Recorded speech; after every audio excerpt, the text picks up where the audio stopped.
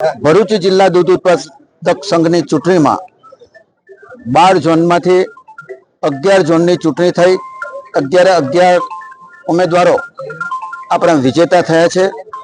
એક ઉમેદવાર બિનહરીફ થયા હતા। આ ચૂંટણીનો જે ભવ્ય વિજય થયો છે એ અમારી ભારતીય જનતા પાર્ટીને જાય છે। અમારા પ્રદેશ અધ્યક્ષ આદરણીય સી આર પાટીલ સાહેબે અમને મેન્ડેટ આપ્યો।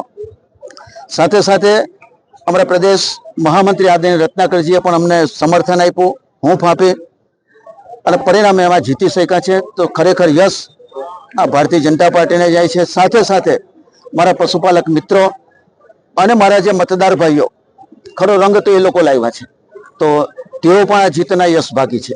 પણ કોઈ પણ જાતના ડાબ દબાણને કોઈ ગભરાટમાં આવ્યા વગર મતદારે મક્કમતાથી જે મતદાન કર્યું છે, ખરેખર આ મતદારોને મારે જેટલા પણ અભિનંદન આપું એટલા ઓછો। એમને મારે સલામ કરવી પડે। સાથે જીતા, સાથે કામ કર્યું અને પછી જે વિશ્વાસઘાત કર્યો એ મારા મતદારો સાંખી લે નહીં અને એ લોકોએ એનો જરબાતોડ જવાબ આપ્યો છે।